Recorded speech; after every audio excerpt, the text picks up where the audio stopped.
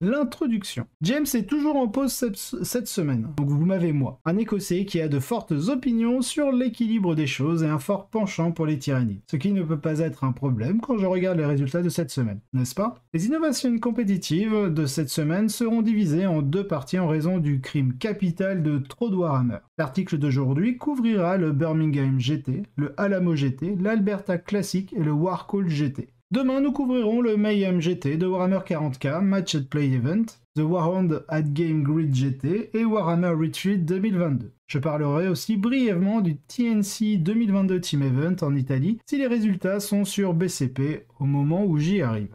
Alors n'hésitez pas à vous arrêter demain pour couvrir encore plus d'événements. Juste une petite note. Vous pouvez consulter les statistiques mises à jour pour les jeux de cette semaine en vous rendant sur le nouveau site 40K Stats qui comprend les listes du top 4. On va passer au The Birmingham GT, donc avec 276 joueurs. Donc on a un showdown tyrannide contre tyrannide. Spoiler, c'est un tyrannide qui gagne. Alors là on a un Léviathan, je sais pas si on a un autre Léviathan. Léviathan, ok. Léviathan contre Léviathan. Alors, la liste de David Gaillard.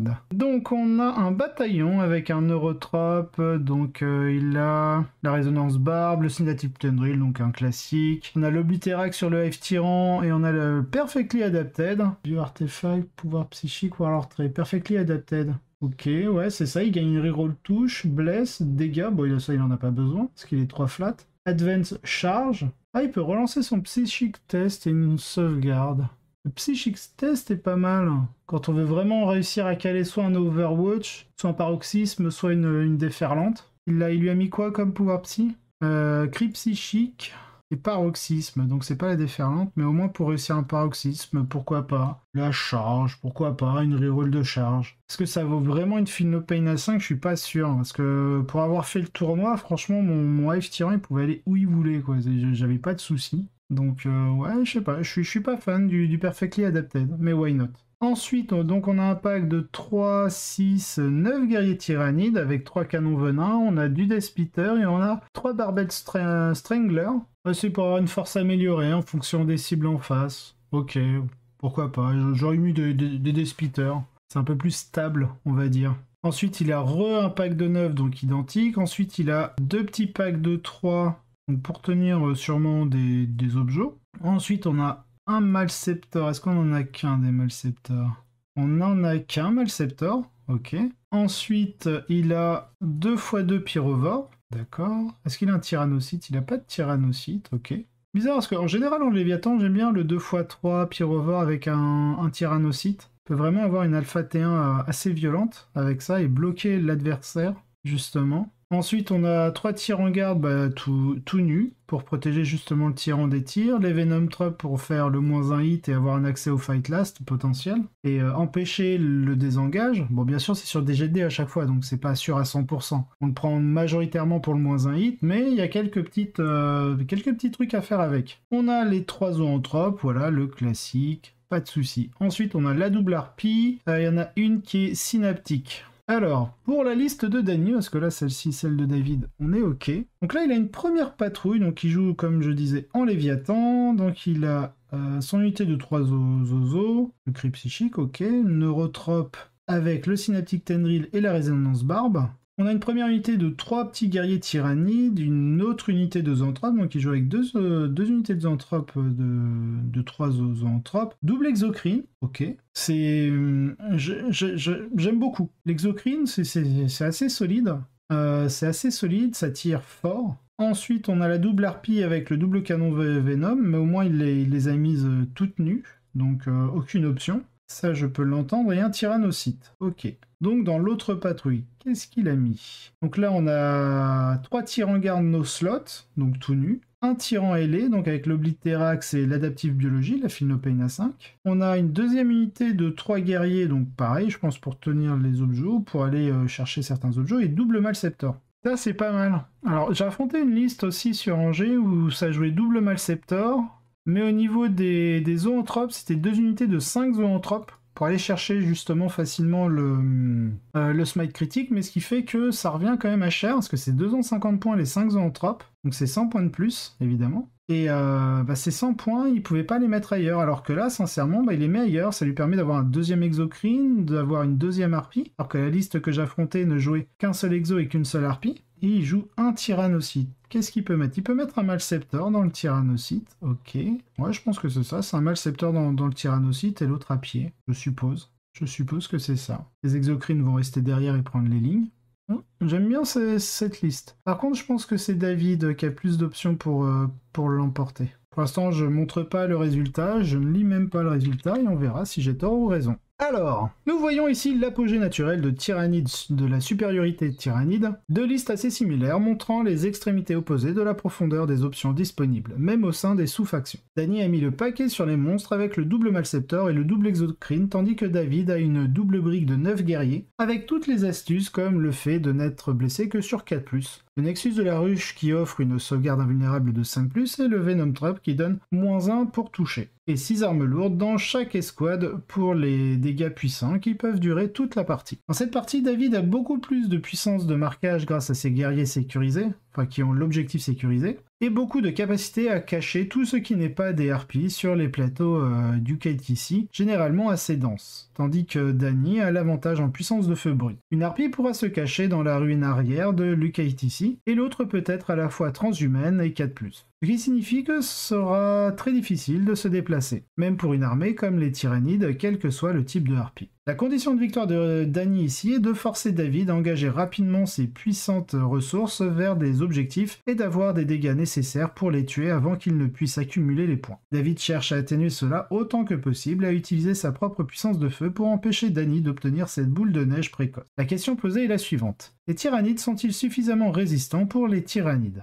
Résultat, hop, à 92 à 42, mais je ne sais pas qui a gagné. C'est en tout cas ce qui s'est passé puisque David a remporté la victoire 94 à 42. Je pense que David a été capable d'exploser sur le plateau et de commencer à éliminer les unités pertinentes de Dany avant qu'il ne soit capable de marquer des points. Ce qui a fait boule de neige en faveur de David car Dany n'a jamais pu s'en sortir sous le poids de l'objectif résistant, donc sécurisé. L'objectif sécurisé résistant des guerriers tyrannides.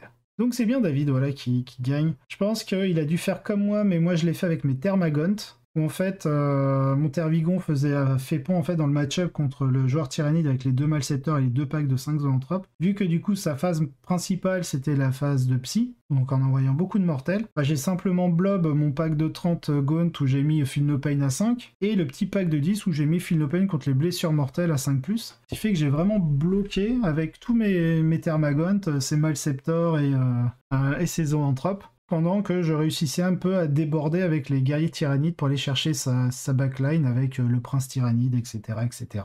Et là, je pense qu'il a fait la même chose, mais avec ses blobs de 2x9 guerriers tyrannides, pour justement encaisser ces 2 packs de zoanthropes. Elle est où la liste? Elle est là. Les 2 packs de zoanthropes et ces 2 malceptors. Donc premier, hop, 2 grosses briques de guerriers tyrannides se joignent à tous les éléments de synergie habituels et une quantité dégoûtante de puissance de feu condensée dans 2 harpies fournit un noyau incroyablement résistant qui a suffisamment de dégâts pour résoudre ses problèmes par la simple puissance de ces données. Pourquoi c'est intéressant en V9?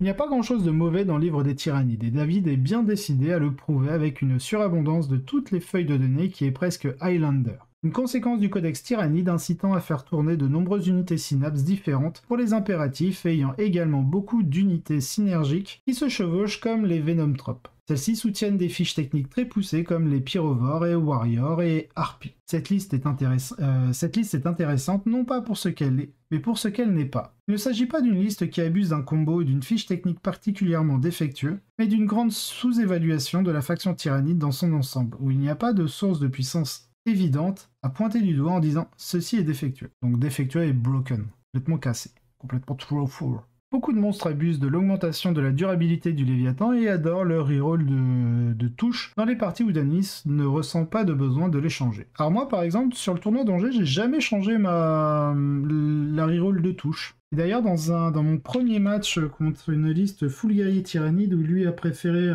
prendre l'intervention héroïque à 3 pouces, qui ne lui a jamais servi à quelque chose. Là où moi j'ai gardé ma reroll et en fait au niveau de la phase de tir, la mienne a été beaucoup plus stable grâce à la reroll Léviathan par rapport à la sienne. Donc pourquoi c'est intéressant? Cette liste fait la part belle à la puissance de feu des tyrannides avec seulement quelques éléments de combat clés, comme l'omniprésent faucheur d'Oblitérax du tyran, une panoplie d'exocrines, de harpies et de malceptors, ainsi qu'un tyrannocyte pour assurer une immense pression vers l'avant, en lâchant l'une de ces vilaines bestioles dans un endroit de choix. Les adversaires se retrouvent face à un mur d'endurance 7 ou endurance 8 et de 12 points de vie ou plus, qui ne peuvent pas être ignorés. La seule chose notable ici est l'absence de score dédié qui ne s'est certainement pas avéré un problème contre des biomasses moins importantes, mais qui n'a clairement pas résisté aux forces spécifiques de David.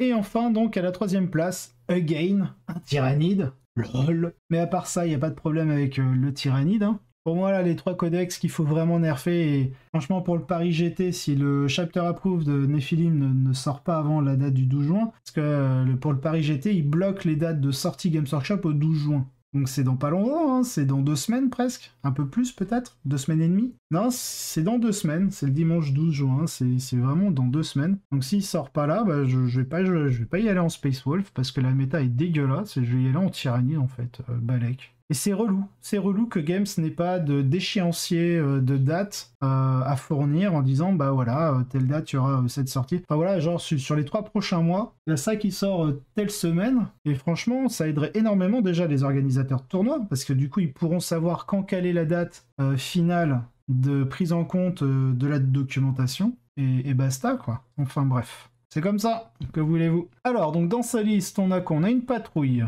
Il est en Lévia, je pense, ouais, Léviathan. Donc tir en garde, tout nu, 120 points. On a les zoanthropes. Donc le pack de 3 zoanthropes. On a F-Tyran avec... Donc là, c'est pas le ailé. Donc du coup, c'est canon venin. Il a pris le shard goulette. Donc le shard goulette, c'est la relique du canon venin. Donc c'est dégâts 5, PA-5. Je suis pas fan de la relique. La relique est forte, mais... Parce qu'il y a un mais. Le problème, c'est que je préfère largement le Pathogenesis, qui permet justement de fournir une deuxième reroll. Que ça arrive, quand vous avez 3D, que vous touchez, même si c'est à 2+, bah le double 1 peut arriver. Et du coup, avec la reroll Léviathan plus la reroll du Pathogenesis, bah c'est fort. Et derrière, c'est pareil. En général, si vous allez blesser sur 3, 4+, à cause d'une transhumane ou une connerie dans le genre, ou vous blessez pas forcément à 2+, bah avoir une petite reroll bless, c'est toujours très bien, je trouve. Donc ouais, je préfère en général le Pathogenesis sur le F-Tyran à pied avec son canon venin. Bon, après, il lui met la Feel No Pain, donc aucun souci. On a le Neurotrope avec le Synaptic Lynch. Bon, il a la résonance barre, mais du coup, c'est le Synaptic Lynch. Je suis pas fan. C'est que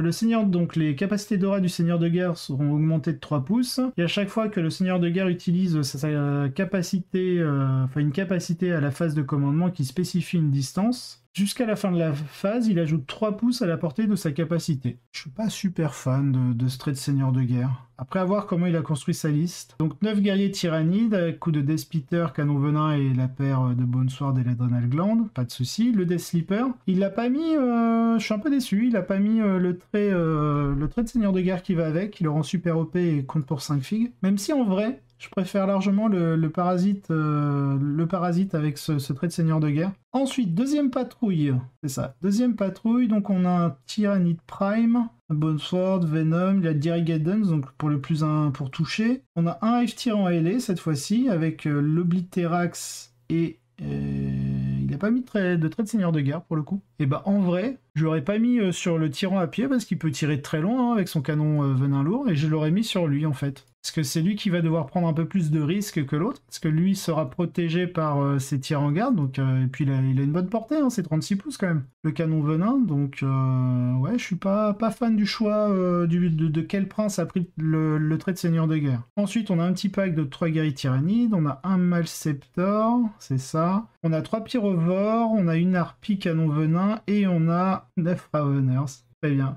Donc ouais, j'aurais pris plutôt à la place du Death Sleeper le Parasite, avec le super OP 5 figurines, accompagné d'un pack de 9 Raveners en plus. Ça va, c'est pas mal. Ah voilà, donc canon Venom, et il a mis l'invue à 4+, sur sa harpie.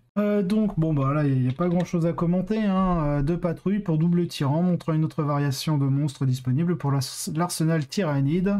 C'est plus Léviathan, il y a un peu moins de gros trucs et un peu plus de points. Elle s'est heurtée à la liste de David et a eu les mêmes problèmes que la liste de Danny, bien qu'elle ait été beaucoup plus serrée, 86 à 74. Ah si, la liste là est plus viable. Hein. Ensuite, en 4ème place, on a un Drukhari. Alors, donc ça va peut-être être une triple patrouille, donc avec un Blackheart. Donc on a la cour de l'Archonte avec une Laméane et 3 Sliss pour protéger l'Archonte. Il a donc l'Overlord OK, l'Animus Vitae, donc la petite grenade qui fait qu'il compte son Power from Pain de +1. Drazar avec son trait de seigneur de guerre, je crois que c'est full roll touche et bless. Une petite unité de vrac, ok, unité d'un cube. Donc les 6 mandrakes pour le Nashmound, on a un Ravageur, 3 Dark Lance, un Raider, 2 Raiders avec des désintégrateurs à la place des Dark Lance, double Venom avec les Splinter Cannon, les trophées. Ok, deuxième patrouille avec l'Artist of Flesh. Alors, quoi qu'on a? On a l'Homoncule, le Twisted Animator, très bien, l'Alchemical Maestro, donc tout ça pour faire des raises sur les vracs. Donc on voit, on a un pack de 7, 8, 9, 10 Aimoxite. Donc eux, ils sont sous un vue 5+, de mémoire et Feel No Pain 5+. Ensuite, on a des vracs, donc on a des petites unités de vrac, de 5 vracs, avec les Electro-Corrosive Whip, les Liquefier Gun, enfin bref, la panoplie habituelle, on va dire. Ensuite, on a 2 packs de 3 grotesques, donc ça en fait 6 en tout. Un Chronos avec le Spirit Probe, on a qu'un Talos, on a un Talos, avec la double lance. Hit Lance, là c'est du dégât des 3+3 il me semble, de mémoire. Et enfin on a une patrouille Cult Custom avec Precise Killers et Slashing Impact. Donc est-ce qu'on a la Super Succube habituelle, Adrenal Light, Precision Blow, Tolerated Ambition, le Triptych Whip, ok, et le Show Stealer habituel. Ensuite on a une unité de vrac, et on a des Raveners sous Grave Lotus, avec le Graph Talon, Blaster Power Sword, bon bah le classique Ravener Reverse pour aller chercher les Engage on all front, etc. Une liste qui fait la part belle aux options les plus efficaces à la disposition des Drukhari. Nous voyons 2 x 3 grotesques, Drazar, des incubes et une seule succube soutenir certaines des options les plus résistantes, comme 6 River Jetbike. Ah non, ils sont 6 les River, bah peut-être pour aller Nashmound, je pense. Je sais pas si c'est pas que Infantry, le Nashmound. Infantry ou Biker. Donc non, il peut faire d'où les 6 Rivers du coup pour aller chercher le Nashmound. Donc Drazar Incubi et une seule succube soutenir certaines des options les plus résistantes comme les 6 River Jetbike, une cour de l'Archon et une escouade d'Aimoxie. Un bon équilibre entre l'attaque et un score raisonnablement résistant fournit une base solide pour faire ce que les Drukhari font le mieux, c'est-à-dire faire un grand tour et avoir assez de réserve pour tenir les objectifs contre les restes de votre armée. Évidemment, beaucoup de choses ont changé pour les Drukhari au cours des 6 derniers mois. Les choses qui terrorisaient autrefois la méta semblent presque désuètes par rapport à ce que certaines factions, je vous regarde les Tyrannides et les Eldar, peuvent faire à distance. Cette liste essaie vraiment de tirer le meilleur des deux. Et malheureusement, elle n'a pas réussi à franchir la ligne contre le mur tyrannide de Dany. Mais elle a aiguisé ses lames sur les taux, les Sisters, les Marines et le miroir sur son chemin avec un top 4. Bravo à Giulio, qui a montré que même après les nerfs, ils peuvent encore s'attaquer à tous les nouveaux venus. C'est vrai qu'ils ont pris une belle série de nerfs, les Drukhari. Donc le reste du best, donc les autres joueurs à 5-0. Donc on a un Kraken Gustav, donc un autre tyrannide avec quelques Raveners, un double tyran et un gros bloc de Carnifex. Ils nous disent 5 Carnifex. Ok. Donc ça doit y avoir peut-être 2 unités de 2, une unité d'1, je pense. On a un autre tyrannide en Jormungandr avec une brique de Carnifex. Ensuite on a Conrad, je sais pas du tout ce qu'il a joué. Conrad continue son règne de terreur avec une liste Hail of Doom plus Dark Harlequin qui combine le meilleur des deux factions dans une machine à marquer et à tirer avec un élément de combat qui ne peut être ignoré. Un bloc de 30 Dire Avenger fournit une réponse terrifiante sur les plateaux lourds de l'UKTC. Et un autre Eldar en fait, Hail of Doom, avec des serpents, un avatar, 20 Dire Avenger, une unité de réponse terrifiante sous la forme de 10 dragons de feu.